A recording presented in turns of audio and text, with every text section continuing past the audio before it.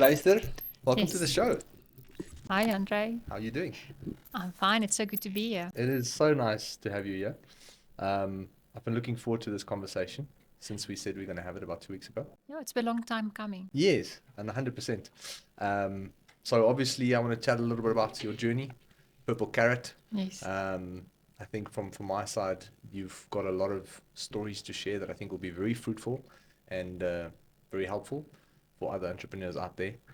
And yeah, where can we start? I think let's start with the why, I suppose, the why behind Purple Carrot. I think that's usually a good place to start. So let's take it from there. Well, Purple Carrot started as an accident. Well, it was a coincidence that it actually started. I couldn't wear my wedding ring. And I just got, I don't know, I had an allergic reaction to my wedding ring. And then my husband got a lot upset with me. After not wearing a ring for 5 years, he sort of thought I didn't want to wear a ring. And I realized that the only metal that I could actually do was stainless steel. And I couldn't find a ring in South Africa that I liked and that I thought would be proper to wear as a wedding ring. So I looked at pictures, and then I was inspired by a specific ring, and I started to draw it up, and I sent it through to a company overseas to make it for me in stainless steel. And the day before it was sent, they phoned me and they said to me, "Well, we've got 100 of these rings. Are you interested in the other 99 as well?" So I said, "Well, sure, send it to me." Nobody else was, obviously. Yeah, well, and it arrived, and I had 100 rings and 99 to sell. Wow. And that's how it started. And then people started asking for other rings, other sizes Yes. and bangles and so on. And then Purple Carrot just took off from there. Wow. Yes. And essentially, that was kind of like a bit of a stars aligning. It was. It Yeah, was. As I said, sounds like it. it was a lucky coincidence to have. That's beautiful. Yes. Those are So the my, best my ones. why is to solve problems. My why is to help other women that's in the same situation. And I think that makes me tick. And you started, when was this exactly? This was in 2016. Okay. That's when the designer range So it's started. been Yes. 8 years? It is. Yes. Wow. It's been a while. And I think looking back, and this was 2016, I was trying to work out the math in my head. That's 8 years ago, 20, 28, 27. That's just when I started, actually, just before I started VA Media. Yes. And that's when online started to take off quite nicely as well. So It it was a is. good time. It was an interesting time back Yeah. then. Online stores just started. My first website was built on Wix, Yes. which was Yes. terrible. Yeah, it's better now. It's better now. And as the company grew, we started going into personalization as well, because I Yes. realized the market is so much bigger than 100. just designer jewelry. Yes. And that's when I realized that Wix wasn't going to cut it back then. And so we looked into Shopify, and I started the Shopify website. And I advertised on Facebook and on the groups and so on. And then one day I saw a button that said boost on Yes. Facebook. Yes. And I clicked on the boost button. And it boosted. And it boosted, and it boosted a hell of a lot. We sold so many roly-poly necklaces with that specific ad. And I tried to figure out what happened, because I didn't even know what the boost movie was. Yeah. And after looking at YouTube videos, I realized I need to know more about Facebook marketing. Yes. And then I started my first course. I did it with Neil Malan back then. And since then, it just grew. And I used to do all the marketing myself. And during COVID, my events company closed. I had an events company for 19 years. So the events company closed down completely, and I only had the Purple Carrot thing going. Yeah. And I think I just started just before COVID with you guys, because I realized I After needed, 2021. yeah, it was just after COVID. Yes. Yes. During COVID, I realized that I needed more experience. I needed people that actually know what they're doing. And because with every change that there was in the market, I needed to look at YouTube videos, and I needed to educate myself, which was very difficult with a Yeah. full-time job and a family. So yes, that's when I signed you up. But in COVID, Purple Carrot exploded, because we could send jewelry anywhere. yeah. We could do gifting anywhere, and all the shops were closed. So it was Tell a good me- time for us. 100%. So again, reflecting on hindsight, it's just stars aligning at the end of the day. But it's also you created that opportunity for yourself, because I remember when we initially had a conversation, you said, how much time and effort you actually put into learning how to build the website and how Yes. So you obviously put in the time. You started in 2016 when the e-commerce industry just started taking off quite nicely. People got comfortable spending money online. Before that, the pre-era was people were very hesitant. They were very like, "Ooh, they're going to steal my money." And yes, there's a lot of scams out there, but I think people weren't as inclined to buy online, especially jewelry and clothing, because it's almost like an experience when you walk into a store and go, "Oh, this ring looks so nice, That's and I true. like Yeah, it's that." an emotional buy. Exactly. So I think you obviously started at a time when the market was ripe for what you had to offer from the sound of it, which is amazing. And looking back um, at that time, what was your I'm just curious to know, what were some of the biggest struggles that you've had, starting the business yourself and learning all these things yourself? What are the things that was most challenging, but also exciting to overcome, if that makes sense? Like, I'm curious to know what you have to say about that. If I look back at the whole journey, it's from A to Z, Yeah. everything basically. In the beginning, stainless steel was very difficult to sell. People didn't realize the value of it, the added value of it.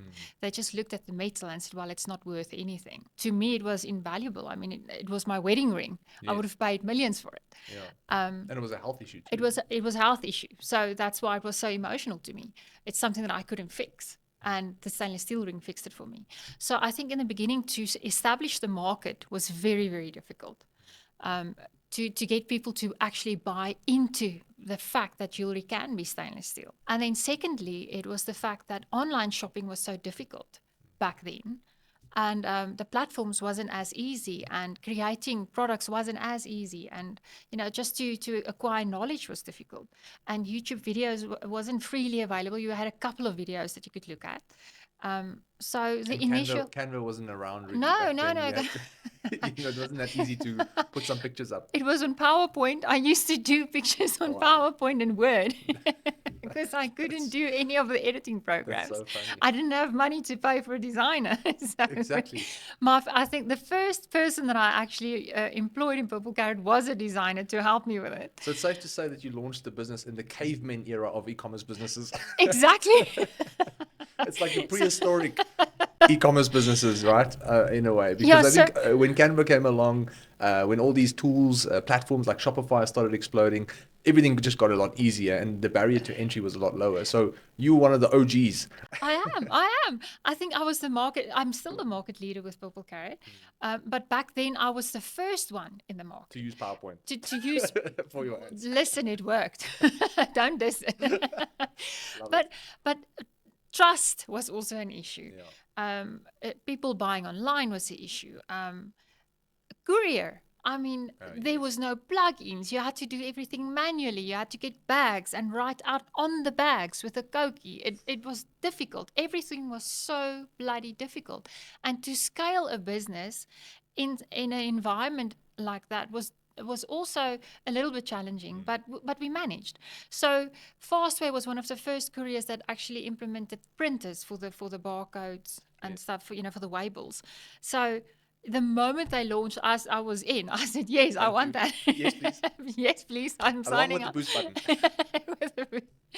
And so I must say, I think in the beginning, I grew with the market. So as the whole market grew, we developed and we evolved into the company that we now. Um, at the moment, there's different struggles. I don't think it's ever going to end. As anything develops and grows, you as a company have to grow with it. Otherwise, you're going to be stuck. 100%. I think the only constant is change. And I think that's what people don't understand when it comes to their businesses. They think that the moment they make that profit that covers their bills and allows them to kind of like live a life that they can at least pay for, they can get comfortable. And a year later, the landscape looks completely different. It's a very dangerous place to be in. It's in a comfort zone. The moment you're in a comfort zone, you should realize you're in trouble. Yeah. I think you have to foresee problems, you have to foresee change, you have to foresee the market changing. And if you don't, And the e-commerce landscape changes so quickly too. it does. I mean, we were speaking about Temu in the beginning of the year Yes. and how it's impacted, basically almost every single e-commerce business. Well, every Within 2 weeks. business. Within 2 weeks. Yes. Yes. So when Shein launched last year, it had an impact, but not as big an impact.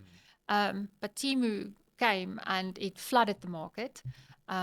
It was difficult, but it's not just e-commerce. It's every business out there. I mean, you can buy taps, you can buy doors, anything. You can buy anything online at the moment from them.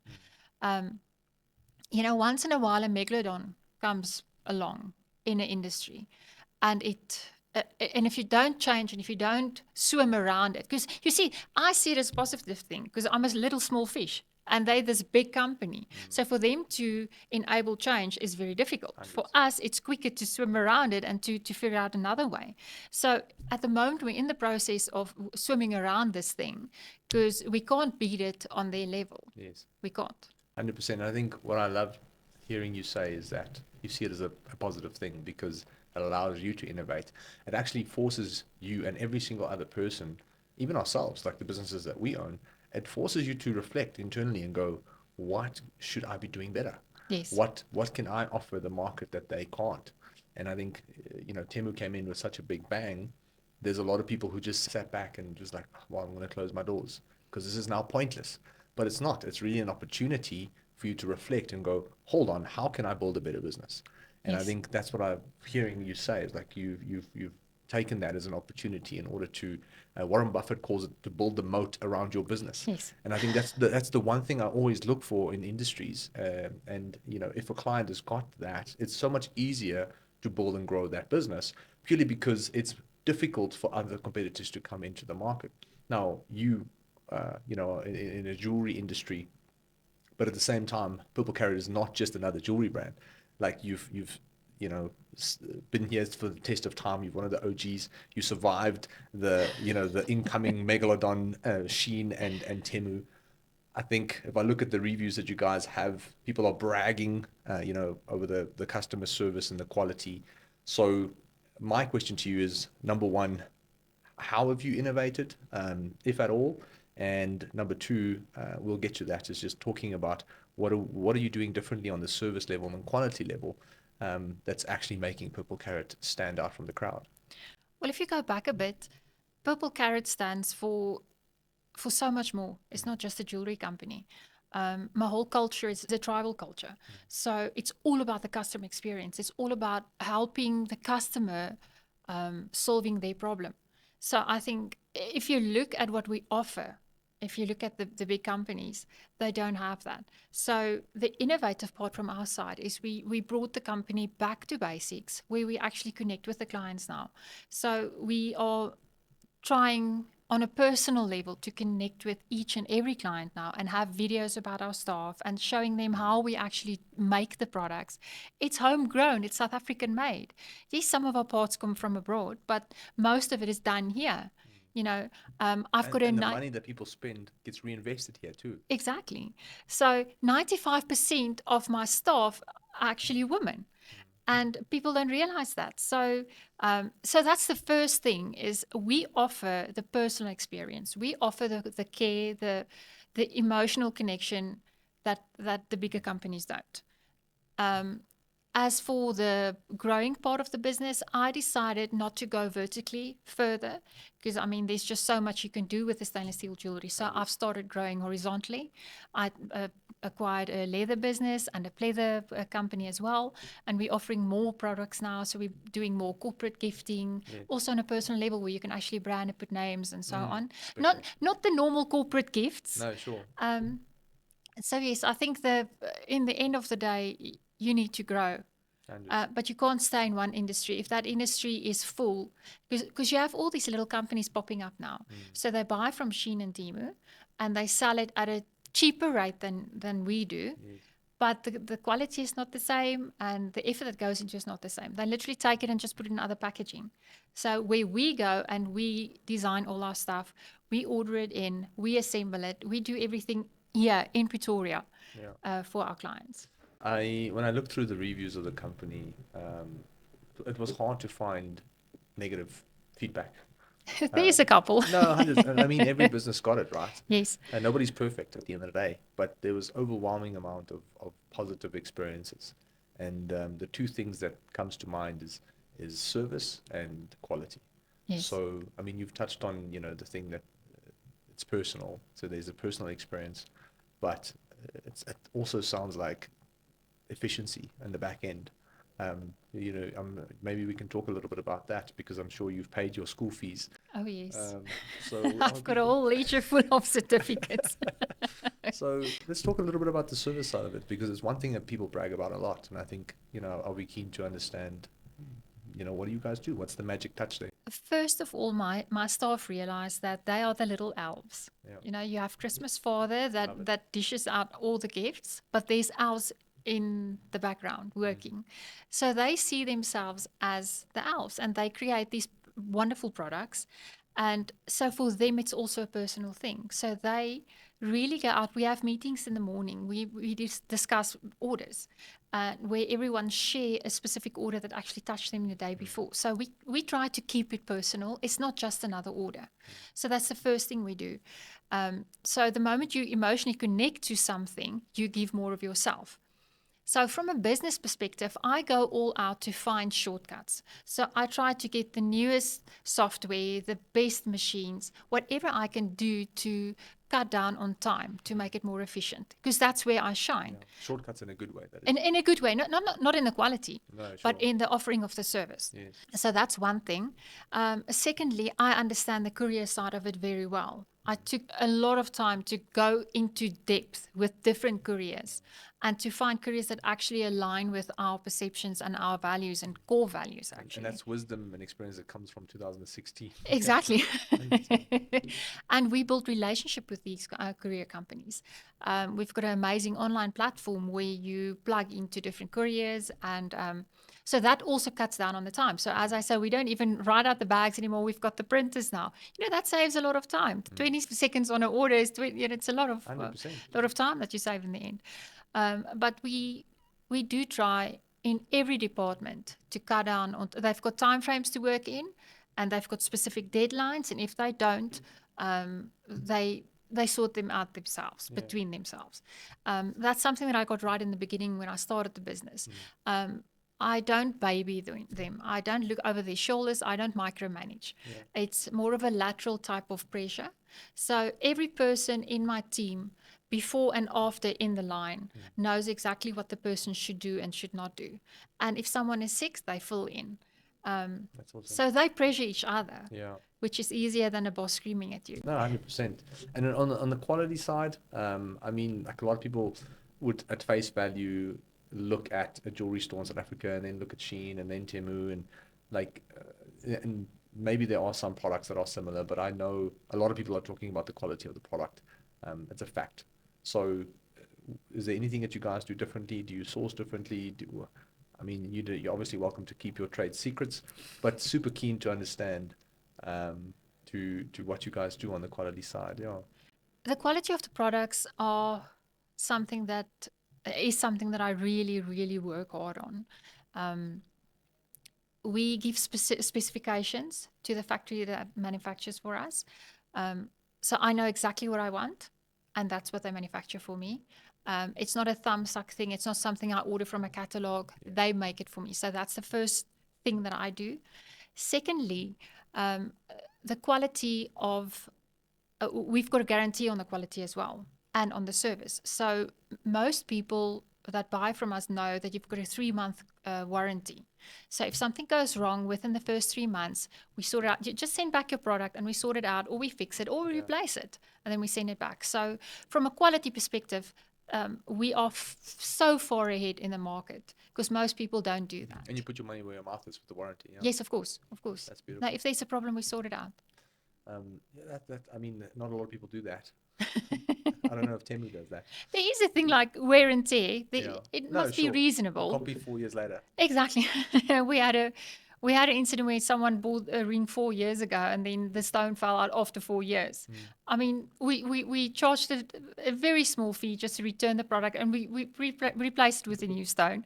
And she was so happy. But I mean, go to Mr. Price or go to anywhere else. They can't do that for you. Yeah, you do that because we do that. You care about that person and you I want do. them to have a good experience. And this is the thing that some people don't understand is like there's some business owners who say they care and there's some business owners who truly care.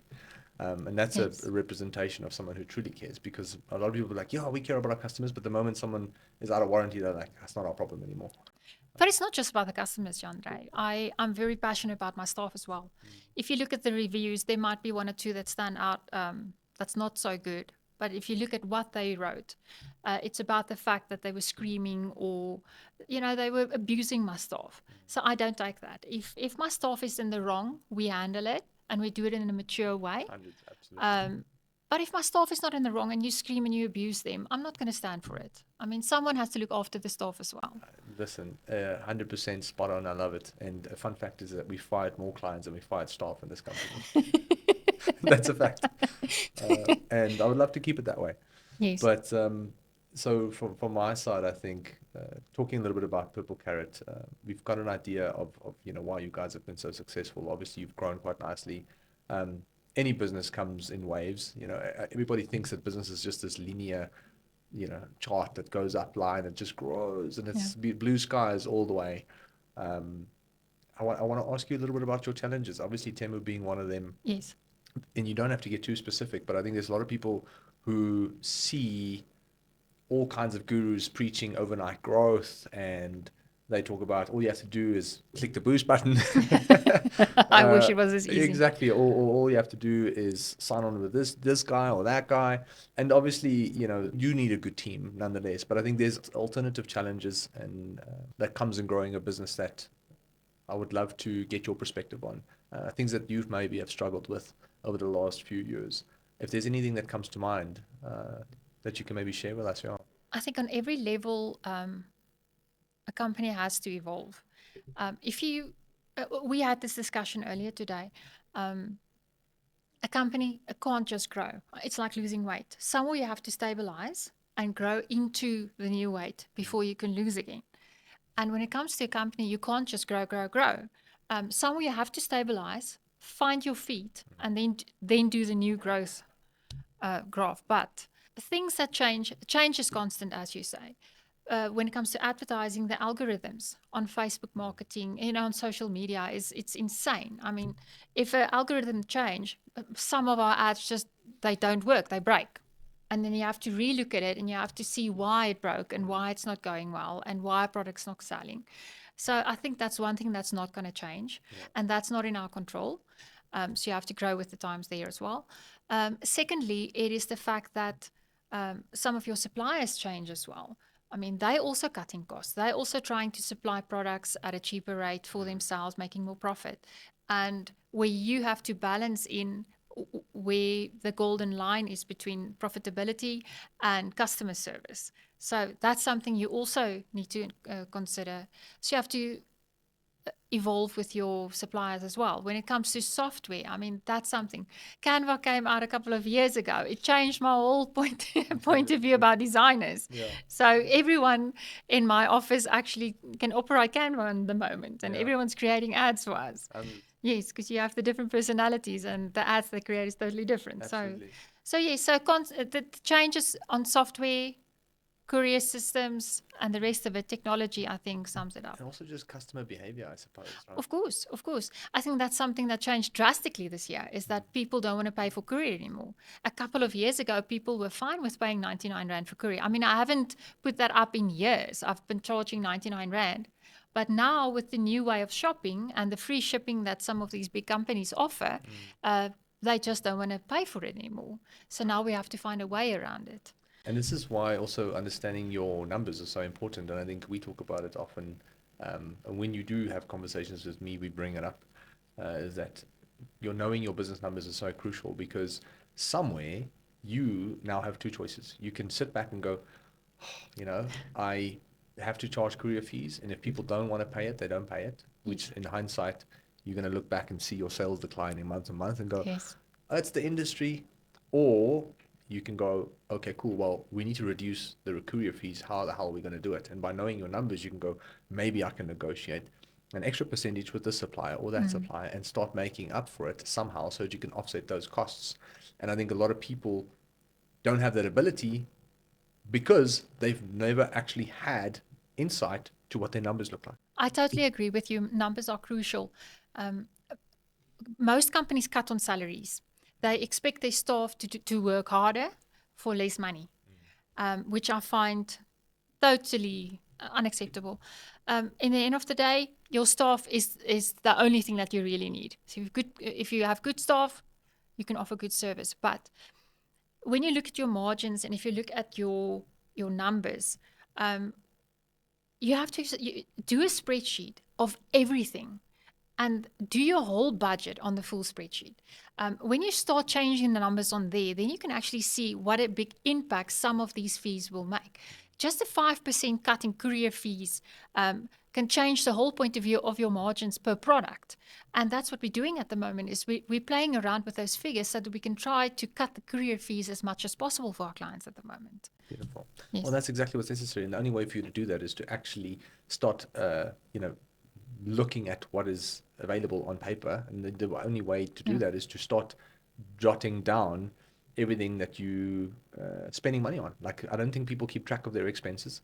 I think the biggest issue I see with entrepreneurs, especially small businesses owners specifically, is that they have a good product, they figure a way how to sell it, the revenue comes into the business, but then they live from the bank account. So the bank account is the indication of success. And it's like, yes, obviously money needs to be in the bank and you need to cover your bills, but there is a lot more to it that can allow you to run a good business. And I think often people have zero idea on how the numbers or the money in the bank account actually came to be. And when you start to look at your courier fees, your transaction fees, when you start to contemplate whether you should be adding, buy now and pay later options, whether you start to look into how you can drop your cost per acquisition, how you can increase your lifetime value, how you can increase your average order value. Those are all metrics that any business owner at any time at least should have a rough idea of, or should be able to phone someone and go, hey, what is our CPA right now? Yes. Someone should know that. It doesn't always have to be you, but someone in the company should be aware of it. Yes. And I think that is what I feel I get so frustrated with business owners, because if you don't know, at least you should be able to phone someone and go, hey, what's my lifetime value again? Oh, it's 650 for the last, 6 months. Okay, great. It's not to say that you have to take that responsibility as a business owner to know every single metric. Ideally, yes, but not everybody has the time or the skill to always be, in those positions. But you should at least have someone in your company that can give you that insight so that you can start making decisions, because the person who's handling the marketing or the person who's handling the packing and the shipping, they can't help you run the business, and they can't help you make big major decisions in the business. Because if you're going to decide to reduce courier fees, then that is a massive decision that can dramatically impact your operational profit. Yes. And in a way, if you make the wrong call, tomorrow you're out of profit, which means you're going to start trying, you're going to go into a panic and go, the money's not in the bank account, I don't know what went wrong. But because you didn't actually keep track of all your numbers, you didn't keep track of your decision making, and you didn't have the right people to consult with in order to help you make the best decision, you find yourself in that position overnight without actually knowing it. And I think that is what I see most business owners get stuck. It's easy to launch a business today because of, like we said, we're living in an era of, it's literally the utopia of starting a business, because it's never been easier to start a business. You can get a Canva account for free. You can set up a Shopify store for literally $10 to $29 a month. You can import a couple of products. You can boost posts. Doesn't mean it's always going to work, but you can start to make sales quite easily. The problem is, what do you do with the money when it comes in? Yes. And I think that's what people tend to completely neglect. They want to get the sales. The moment they do, they just think that, okay, cool, now the business is just going to run itself. It's like, now the money's just going to keep coming in. And that's where you have to take out your magnifying glass and go, what's happening where? What is my gross profit margins? What is my operating profit margins? What is healthy benchmarks? What is healthy? If you say if you've got a 60% GP, is that really good or is that really bad? Yes, you have to compare yourself in the market. Yeah, exactly. Yes. And then go, okay, cool. A healthy margin is hypothetically on the high end, 60% minus 40%. What can I do differently? Because if my gross profit is not at least benchmark level healthy, then you have a problem, because now you've only got 40% left of the sale that's profit. Now you still have to pay the courier fees. Now you still have to pay the transaction fees. Now you still have to pay your staff and the warehousing and the rent. And can you do that on 40% profit? And I think this is the questions that people don't really ask themselves. We live in an age where anybody can start a business, but the people who start running those businesses, they've never trained themselves to become actual business owners, if that makes sense. Yes, at the moment you have two type of business owners. The one is just selling the products because they need the money. Yes. For now. It's a quick buck that they make, and then they're off. And then you have people actually building a brand. And I think people just starting a business to get an income for now find it very difficult because they're not in the right set of mind. They're not working with the end in sight and reverse engineering the whole thing. So when we look at new business owners, my question is always, what do you want to achieve? Do you want to still be here after the first 1,000 days? Because that's what you have to do. You know, if you want a business and you want to build it properly, you need to be here for 1,000 days. Yeah. If you can't pass that, sorry for you, it was a quick buck type of thing. Yeah. Unfortunately, that pulls through to your customer experience as well. I can imagine. It does. And on the margin side, it's usually the young entrepreneurs, and young, I don't mean age, but young entrepreneurs that don't keep this in mind. Yeah. And I wish that they would, because it influences the clients in the end. Yeah. It's not just you. I mean, there's a true story, and the reason I'm so passionate about this specific topic is because have lost so many clients whose businesses we've grown but have gone backwards. And the first time it happened, I was like, what the hell? Yeah. Like, we've gone from making 200,000 Rand a month to 500,000 Rand a month, which I would think is good. And then the business owner sends an email and he says, well, we're very sad to say, but we can't afford this service anymore, and this is just not working out. And then I'm like, but wait, this doesn't make sense. And I'll go back, and when you start to prompt, you realize the money's not in the bank. The money is not in the bank because it's not because it didn't enter the bank, it's because it left the bank before he had to start covering his bills, because there's other things that he didn't consider. Yes. And I remember I won't mention any names, but there was a specific company that it happened with in 2021, and that's when I started telling my team to be almost like a little bit strict with clients and business owners around their numbers, because we need to, for the people who are not aware, we need to make them aware, if that makes sense, because everybody thinks marketing is just a quick fix to growing a business, and it's not. You still need to be a business owner. You still need to look at all the data. You need to still make very important decisions on a monthly basis. And marketing is just going to get more people to see and understand the product, and hopefully, bring in more revenue. But what you do with that revenue is so crucial, because revenue is not going to help you grow the business. Profits growth will help you grow the business. I think most people don't understand. I have this saying that says, revenue gets you on the Entrepreneurs Magazine's cover, but profits is going to buy the yachts. You're not going to buy your profit. You're not going to buy your yacht with revenue. You're going to buy it with the profit that you made as a write-off to tax or somehow. And I think revenue is very exciting for people. When people hear we've done 1 million in revenue, 2 million, 3 million, is what is actually left at the end of the day, and what have you done in order to maximize what's left as much as possible. And I think that is where most of the entrepreneurs don't spend enough time on.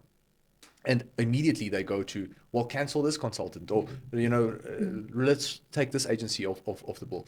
But in essence, what they tend to neglect is your cost of goods actually, when is the last time you negotiated with your suppliers? Considering that you've now done 1,000 units through their account, versus 100 when you started 3 months ago, 4 months ago. So is that leverage that you can use in order to say, hey guys, I've literally 10x my business with you. I support you. I love you guys. Is there a way that we can work together a little bit more strategic moving down the line? And I think a lot of business owners don't think about this. They're either naive that they don't know about it, or they don't care about it, and they just assume the business is going to keep growing without them having to actually start negotiating and squeezing out, I would say, more margin for themselves in order to afford a lower delivery fee or more money for advertising. I think most business owners, if I say most, I mean most, hate confrontation. So they see negotiations as confrontations. Yeah. And I think that's the first thing that you as a new business owner have to realize. You're going to get in tough situations. You're going to have to make decisions that's going to hurt you emotionally, physically, sometimes. Yeah. I've got a couple of interesting stories. But you have to be right and ready for that. So negotiations with suppliers is the first thing. Negotiations with your staff is the next thing. Yes, you still pay your salary, but what are you going to do extra? What are you going to add?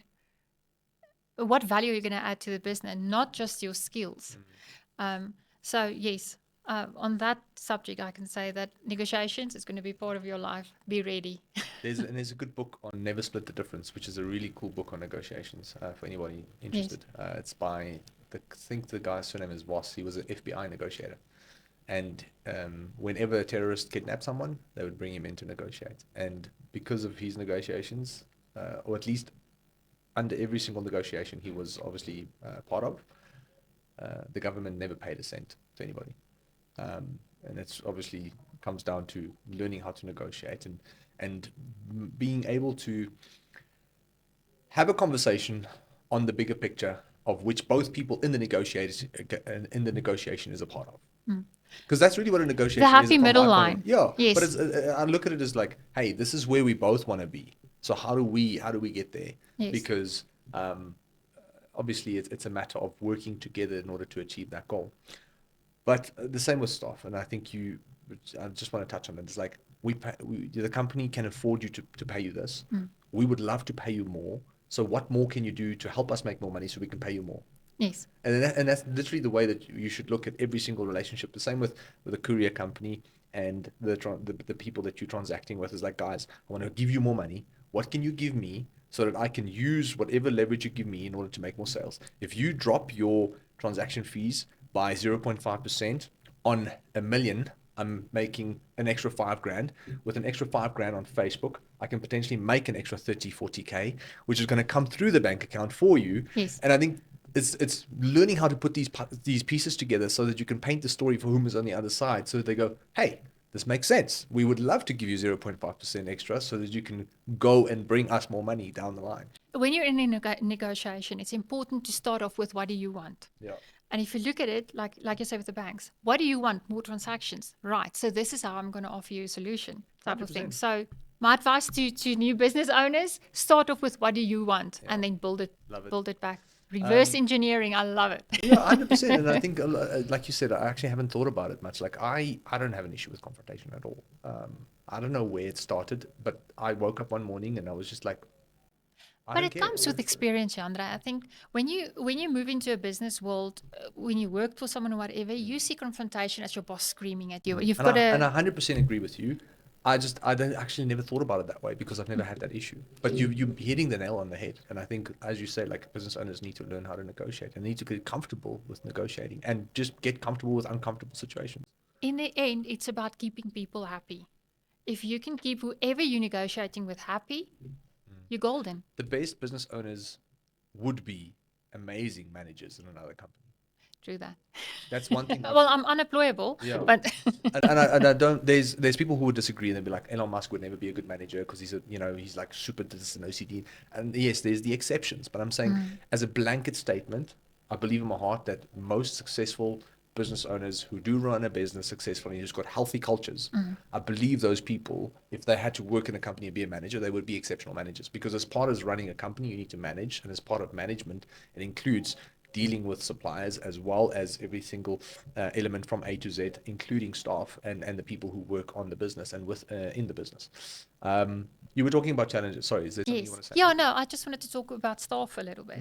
Go for it. So we enter the era now with the younger generation moving in to the workforce, and that's quite challenging as well. Tell me more. I can agree. And I've got my own stories, but I'd love to hear your very interesting. So I read up on it. I have a very healthy staff culture. You either fit in or you don't. So if you don't fit in, then this is not your happy place. This is not where you. Otherwise, the firing will continue until morale improves. Exactly. There was a quote I heard. It was literally like in 2016, and we were at a company where times were tough, and the guy at the top was quite a joker, but he meant it with obviously tongue in cheek, and he's like, the firing will continue until morale improves. Anyway. Yes, and well, I had this last year where we fired so many people and we had a high staff turnaround. And in my 19 years of being an entrepreneur, I've never had such high numbers. I used to lose maybe 2 or 3 team members a year. Yeah. And last year we were at a stage where we lost 6 or 7 people in a month, where they just didn't fit into the culture anymore. And then I started looking at who I was losing. It wasn't the managers, it wasn't the senior staff, it was my juniors that just moved into the company. And we scrutinized everything. I looked inwards. I went out and about to find out what I was doing wrong, because that's how I operate. What am I doing wrong? What can I fix? I take responsibility and accountability. And in the end, after about 3 months, I realized it wasn't me. It wasn't my staff members. It wasn't my managers. It was actually the kids coming into the business and the way that they were raised. We grew up in our generation where if you came second, why did you come second? Not good enough. You had to be first type of culture.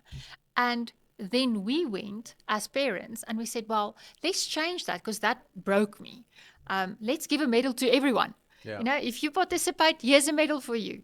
So we enabled these little kids to feel that they are owed. You owe them something just for moving into the work Where's my force.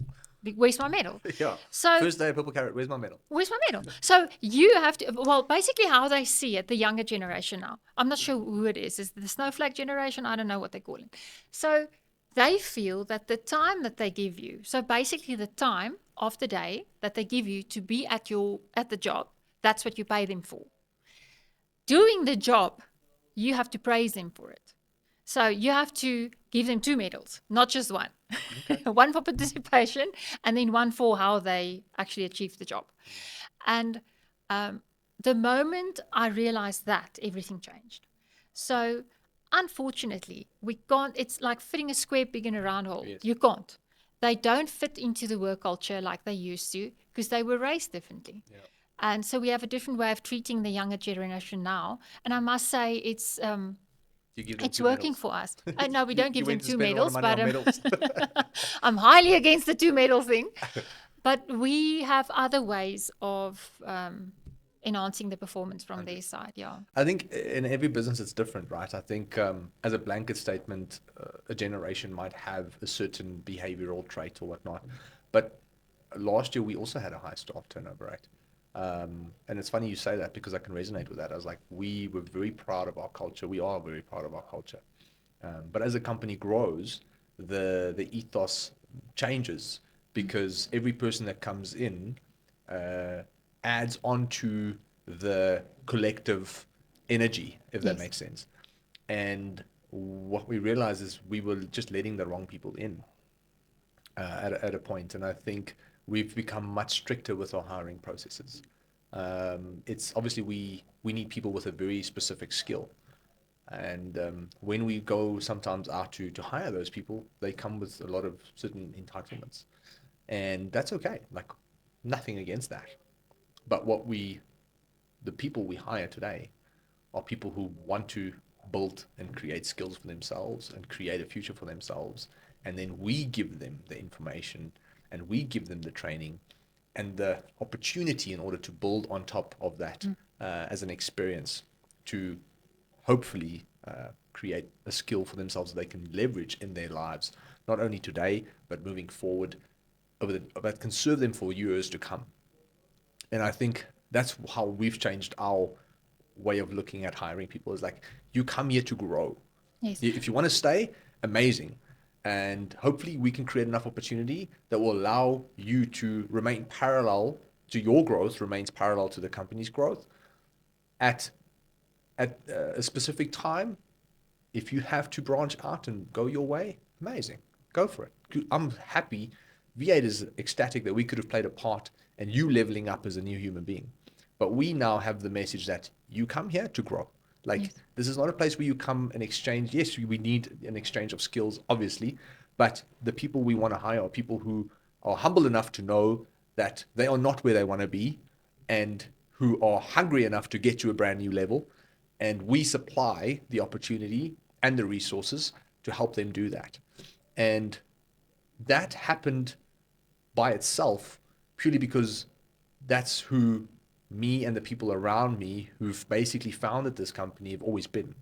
Through osmosis, we sort of attracted the right people early on. But then, when you have a staff turnover of a staff payroll of 30 people and growing, then it's not always that easy to attract these people anymore, and you actually have to have a strategy in place to go and find them. So I think what we've done is we've created a strategy that can actually find those people, and then give them the opportunity. So who is hungry to grow?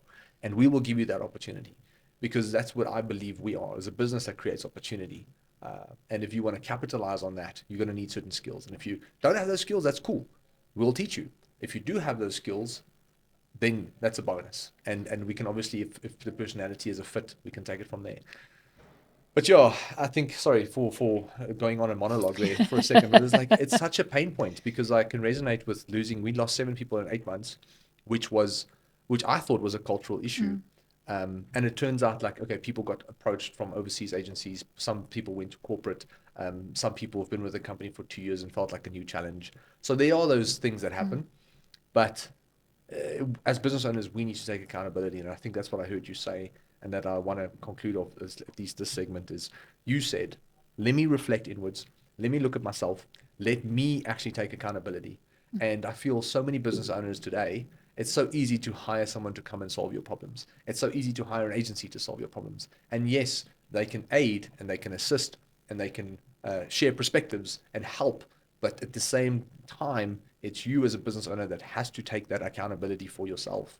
And that's what I love about you. From day one, I think we're both people who take accountability, and we can talk about our story maybe on how the first Yes. couple of weeks went when you started. But that's when I knew we were most likely going to have a fruitful journey together, because you reflected, I reflected, and you were like, oh, maybe I could have explained certain things better to the team. And I was like, maybe, we could have paid more attention or have made sure that we had the right people. And both of us took accountability Yes. to make that work. And I think a lot of people just shy away from that. They just assume that they're going to throw money at a problem and the problem is going to go away. Yeah. I want to move back a bit on the staff thing. I want to explain how my staff, we actually acquire staff. So we build teams around personalities. So when Nice. before we actually do any interviews, we get the CVs, because I don't hire on a CV. Same. I get the CVs, I have a look, we go through it, we sort it out, and then we send out the personality test. And if you don't fall in a specific personality for the team member that I need, we don't even look at your CV further. And since I've been doing that, everything changed for us. Beautiful. Yes. Yeah, because it's just, I mean, we've hired a youngster, and maybe I won't give him a shout out, but he probably knows who he is. I'm just scared his head gets too big. No, I'm joking. Lovely, lovely gent. Like, he messaged me on Instagram, and he needed help with something, and I said to him, send me a voice note and I'll reply. And I never replied. Like, probably a week later, I have still not replied, and he followed up with me, and I felt so bad. I was like, dude, I don't have the time to reply to this. But what I can do is, if you can get to Santon, I will give you an hour of my time, and I will answer any questions that you want. Come prepared, ask as many questions as you want. I'll give you an hour of my time. I'll pay for lunch. We can have lunch together, whatever. And he was like, cool. And a week later, I completely almost forgot about it. And I saw on my calendar, I've got this meeting. I was like, I wonder if this guy's going to pitch, because I haven't heard it from him. As I see my calendar at like 6 o'clock in the morning, probably in half an hour later, he messages me. Listen, I'm on my way. I was like, but the meeting is at 12. He's like, yo, I've took off the day from work. I'm coming from Pretoria on the Goud train. And maybe I'm oversharing, but that said to me that this guy is serious. He's taken off a day's leave. He came to have a proper conversation. He's going to make the most of his time while he's here. And I said to him, well, because you're here early, I'll come. Then I'm ready. For you ready, I'm ready. Let's go. And he needed advice on certain things within his life and trying to start a business. 19 years old. And he ended up joining us. It's like Amazing. 2 months later. I think 2 months later, he ended up, joining us. He was like, listen, I've still got a lot to learn. Is there an opportunity? Or I think we reached out and said, look, we have this opportunity. Are you keen? And long story short, he's doing well, growing, learning. And I have all the respect in the world for him. And hopefully he feels the same way. And I said, like, those are the mutual relationships that we want to build within our company, is that I know your end destination. How can we help you get there? And while we do that for you, can you aid in us getting to our end destination as well? Yeah. And I think that's really what people should maybe consider talking about a lot more. Like, we want to go this way, you want to go that way. Yes. In the meantime, how can we help each other? The way I see it, my husband explained it to me in a beautiful way. I was heartbroken every time someone left me because I took it very personally. Same. They left me. And one day he said to me, Alita, you must realize they're writing their own life book and they've got chapters. And you have to stop seeing it as rejection, because it's not rejection. They're just moving on to, they're turning over the page, they're moving into their next chapter, and And there's you no can't be space part for of the you. whole book. Yeah, he says to me, you always want everyone, you gather all these people, and you have such a heavy load. By the end that you're going to be on your deathbed, where will everyone stand? Yeah. Where do you want them in the room? Because there's no space for everyone. And the moment I started looking at stuff like that, that perspective also changed for me. So the way that you do it as well, I feel that the moment you turn over the page, people must remember that chapter for a good reason, not for a bad. I don't want to be the tragic death or whatever. No, I want no. them to Or realize, that time at Purple Carrots, yeah, like all at V8 Media was like we want to be constructive. Yeah. yeah, Wanted to be constructive. That's the thing. Unfortunately, some pages are not well written, and sometimes we do make mistakes as business owners. And then you listen and you learn and you grow, and then you try not to make the same mistake after that. That's the Listen, only thing you can do. 100%. I love it. It all starts with accountability at the end of the day. Let's round off with a couple of things. I think there's a lot of people who you inspire. You were Entrepreneur of the Year. It was Yes, yes, for 2022. 2022. Amazing. Yes. I recall, obviously that was quite a journey for you. A lot of hard work paying off. I think there's a lot of people who would look up to that and go, geez, that's pretty cool, and I would love to live up to something like that for myself. That said, what advice can you give anybody who, and advice is such a bad word, because I believe all advice is bad advice, but maybe perspectives that you can share on what inner work they need to be doing if maybe a female who wants to be an entrepreneur. What are some of your biggest challenges, and how can those perspectives maybe aid them? And then we can also talk a little bit about more practical business stuff. But I think it all starts with, the inner work first. You have to become a different version of yourself before you become a business owner, or you're going to have to do that parallel to running a business. It's the metamorphosis. What is the word? Is it metamorphosis? Metamorphosis is the word that technically means that you're going to have to transition from being this little worm into a butterfly. And ultimately, I think a lot of people stay in their cocoon. They don't actually become that butterfly, which is a business owner. And that is what I wish for every single person that starts the business, is for them to actually become that butterfly of a business owner and go, yes, I don't know what I'm doing, but I'm going to figure this out. And ultimately, 3 years later, I take accountability knowing that I should be better at managing every aspect of my business. So with that said, like, is there any challenges you've had and perspectives that you can share, maybe advice even for those who are living up to filling similar shoes? Firstly, I would say when you look at starting a business, think again, it's difficult. No, it's not really. Um, it's not just about business. Business is so much more. It's about who you are, as you said as well. Um, build a plan. First of all, build a plan. You need to know what need you're going to meet. What is the why behind that? When you talk about why, it's what will inspire you to get up every day, face difficult clients, face your staff, face any problem that comes your way, and still do it the next day and not just give up. So build a plan for yourself. Write it on a piece of paper. Don't type it out on a computer. Write it down so you can see it. First of all, personally, what do I need to be a business owner? Go and read books. There's cheat codes in all these books, or get a mentor, because they make it so much easier. You don't have to spend all this money on mistakes and on the learning curves. Go and read a book on how to start a business. What do you need in your personality? And have a look and do introspect on yourself. What do you need to build on, first of all, to be able to run a business? Secondly, make sure that you know what you're doing. Don't go into a market just cowboying style and try to fix something that you think you know something about. In the end, you're going to get hurt. You're going to hurt your clients. You're going to hurt yourself. You're going to hurt your reputation. You're going to feel like a failure. And thirdly, make sure that from the beginning, you make sure that you're balanced. You need to look at yourself. You need to make sure that you, as a human being, also look at yourself spiritually, emotionally, and physically. Without that, you're going to lose yourself. So you might be able to build your business in the first few years up to this empire, but you're going to lose yourself, and it's going to be for nothing. And you will lose it just as quickly as you've built it. If someone said this to me 19 years ago, I think I would have been a more balanced person. Sure. So That's that's pretty the cool. first thing. Secondly, mentorship. I can't stress how important mentorship is. And you get mentorship from different aspects. So the way I see it is I have a gap in my personality or in my business skills, and I go and look for someone that has that specific skill. And that's what I go to learn from that person. And you know, people are approachable. When you approach business women and men, okay, not you know the big empires, but the business owners like myself and you, we are more than happy to coach people and to mentor people, and I'm more than happy to share whatever I've learned to make your journey feel easier, because that's the way that you build relationships. Thirdly is you have to be open for criticism. You have to be, you have to take responsibility. You have to look inwards more than outwards. And if there's problems that you don't know how to fix, don't be shy, ask.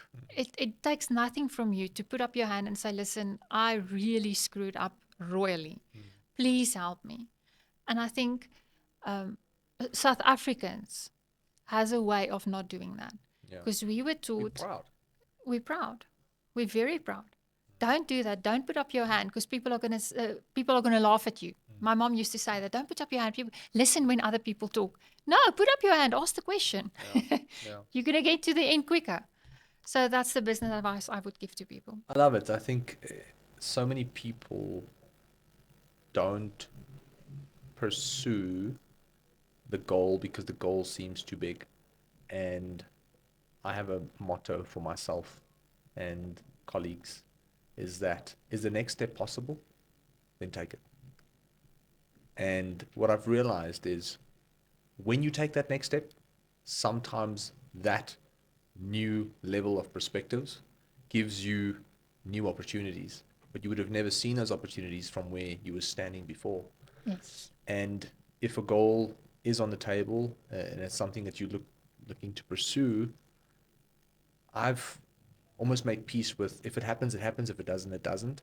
But I'm going to take the step anyway, if that makes sense. And it's funny, the more I live my life that way, and the less I really care about the end result, the more things seems to work out because I'm not producing this lack wishing mentality and You don't energy. get in the way. I don't get in the way because I'm open to whatever happens between now and the goal. Yes. So yes, you have an intention and you have this vision, and even though it's crystal clear, if it doesn't happen, it's okay. I'm still fulfilled. And I'm saying, like, I don't think I'm less because I don't achieve that goal. I don't. Would it be cool? Yeah. Can we help a lot of people along the way? Absolutely. Will I be very sad if it doesn't happen? No, because I like who I am now, and who I am now is enough. I feel like I'm enough, not because of where I am, but because I've always been enough. And since I've let go of the ego side of me that always wishes to achieve more so that there are more people who can sing praise, the lighter I feel, the more at peace I am. And also, the less I really truly, it's not that I don't care, obviously, I want to succeed, but almost the less desperate I am to succeed because I've realized in succeeding, or what I see succeeding is been completely skewed this whole time. I feel like a lot of business owners are trying to put a plaster on their own insecurities by starting businesses. Uh, so they have their own issues, and therefore, by starting a business, you're going to put a plaster on those issues, and then the business is just never good enough and big enough and successful enough for you to cure those issues. But And it when comes from a place of trauma, though. hundreds, absolutely, but Yes. are you aware enough to know that? I think And that's the biggest mistakes we make is we don't want to look inwards. I had a journey for the past 3 years, and it's been really interesting. I mean, if I look myself 22 and where I'm now, I'm not even the same person anymore. I really looked into my trauma. I really went back and took the time and made sure that I understood my trauma. And then I started seeking help. And also be grateful for it, because that Yes, is yes, what's yes. creating the new version of yourself. Exactly. I won't be as driven if I didn't go through what I did Exactly. as a child. And we should embrace it instead of using it as a motivation, because that's what we do. Yeah, yeah. So we start these businesses because we're insecure and we grew up poor and what, the whole story. But if you heal your trauma, then you can look at it in the way that you do, in a peaceful manner, and then it enables you. You don't use it, you don't force it. It just happens. It's such a beautiful place to be, because once you accept all outcomes, and I think that's where I am, is that I've accepted all the different outcomes of my life. I mean, I'm happy with all of them. You know what I'm saying? Like, and I'm really, maybe I can't mean it 100% because there's certain things that I can't even fathom, but I'll confidently say that 90% of myself is accepting of all different outcomes because of also certain things that's happened in my life. So because I'm okay with everything, now it's become a game. And now it's up, and I want to play the game best I can, because that's the challenge, right? But I'm not obsessed about achieving a certain level at a certain time. And I'm also not, I'm also couldn't care less if that level is ever achieved or not. So it's a lot of people might associate the goal and contemplate whether the effort is, obviously, if you don't care about the goal, would the effort really be there? What I'm saying is I'm putting in 100% of the effort. And if the goal manifests or crystallizes or ends up being a reality, it's all about the effort and the journey anyway, isn't it? It does. But what I hear, um, trauma has a way of changing your brain where you look at the worst case scenarios. So you prepare yourself It's for fear. worst case scenarios, for Yeah. fear. That's why people live in fear. And what happened with you, and I know a little bit about your journey. So your fear changed. You're not It's fearful. been removed. It's been removed. The moment you remove that fear, you still look at worst Yeah, cases, absolutely. but you look at best case scenarios as well. And that's where the mind shift lies. And that's when you attract all the positive, is when you move from worst case to best case scenarios. I think the last thing I want to touch on, and I think this is such a beautiful segue, is just the actual energy that you produce as a business owner and how that reflects in your business. Yes. Because I always say that a lot of business owners are their own worst enemies, and you can see that as uh, practically true, meaning that it is true because you make the wrong decisions and you don't reflect and you have insecurities and all these things. I completely understand that. But I'm referring on more of a philosophical level and an energetic level, the actual energy that you produce as a human being. And I'm not just saying energy by drinking a Red Bull. I'm actually referring Where you to vibe. exactly the vibration that you actually vibrate, which is technically a collective of thoughts and emotions. So your thoughts are automatic, and if you don't believe me, then I'm going to ask you to not think about it, not think of a pink elephant. You know, now you're going to realize, oh, you cannot not think of it. Nothing. So therefore, your thoughts are automatic. So when you realize that your thoughts are automatic, and you start to ask yourself, where are these automatic thoughts actually coming from? Then you realize it's all programming. So then you realize, okay, cool. My hindsight programming from the age of 2 up until now is what's creating the autonomous thoughts in my head. Those thoughts are responsible for the emotions that you feel, and those emotions are responsible for the vibration and the energy that you put out. And those energetic vibrations is technically what's creating your reality. Mm.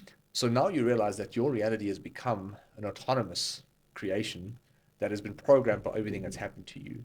And at some point, as a business owner, you can reflect and go, hold on, I can start to change my thoughts. There is a level of control. Yes, it's autonomous, but at the same time, I can choose what to pay attention to and what not to pay attention to. And I can choose, I can spur and create new thoughts too. It's just whether I'm consciously keen or interested to do it or not. Because if you're not creating new thoughts, it's all autonomous, but you have the ability to create new thoughts, which is, I don't want to fear this situation. I refuse to fear it. I am going to look past it. I'm going to assume that it's all going to be okay. I will have faith that it will be okay.